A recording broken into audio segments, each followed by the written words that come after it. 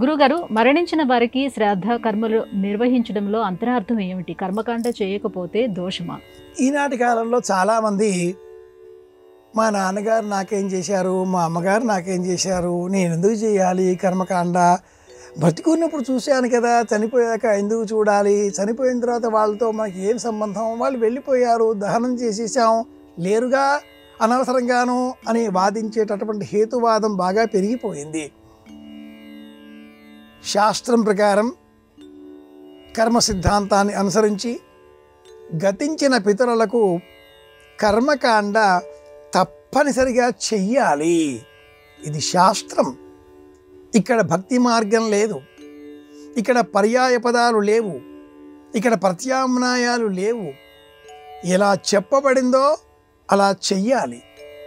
ఆలోచనలు మనవి కావచ్చు, మన ఊహపోహలు కావచ్చు, మరణించిన వ్యక్తివి కావు కదా. మరణించిన వ్యక్తి ఏ దశలో ఉన్నాడో మనం వెళ్ళి చూడలేం కదా. అలాంటి నేపథ్యంలో శాస్త్రం చెప్పిందే ప్రమాణం. అస్తి చేత్ నాస్తికో హాని. ఉన్నాడా నాస్తికుడికే నష్టం. కనుక ఉన్నాడు అనే నమ్మకంతో ఆస్తికులమైన మనమంతా కూడా కర్మ సిద్ధాంతాన్ని అనుసరించి శ్రాద్ధాది కర్మలను పాటించాలి. గతించిన పితరులకు సంబంధించి ఇప్పుడు మనం చేసేటటువంటి పిండ ప్రదానాలు, శ్రాద్ధ భోజనాలు ఇవన్నీ మనకు నష్టం కలిగిస్తాయి, కష్టం కలిగిస్తాయి, ద్రవ్యాన్ని పోగొడతాయి. వాళ్ళు వెళ్ళిపోయారు, దహనం చేశారు అని చెప్పినప్పటికీ వారి పేరుతో మనం చేసే కర్మ వారికి కృతజ్ఞతలు చెప్పుకోవడంగా ఉంటుంది. వసురుద్ర ఆదిత్య రూపాణం అని చెప్పడంలో ఇంటి పేరు వారు సంపాదించి ఉన్నారు. మనం ఏ బజారు కొట్టులోనో పచారీ కొట్టులోనో ఖరీదు చేస్తామంటే ఇంటి పేర్లు అమ్మరు.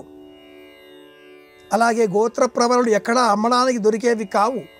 పరంపరగా వారు సంపాదించి పెట్టిన ఈ ఆస్తిని అనుభవించే మనం, ఆస్తి అంటే ఇంటి పేరు, ఫలానా వారి ఇంటి పేరుతో వచ్చే పత్రిక, ఆ కారకంగా వారికి మనం కృతజ్ఞతలు చెప్పడం కోసమే ఏర్పాటు చేయడం.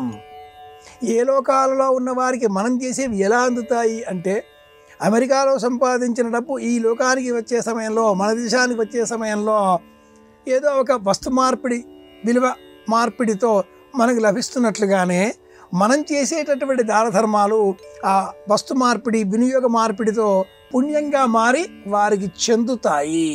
ఇది నమ్మకం, ఇది నిజం, ఇది వాస్తవం.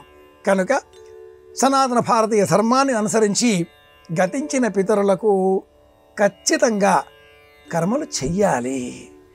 చెయ్యకపోతే వంశం నాశనం అవుతుంది. ఇది ధర్మం.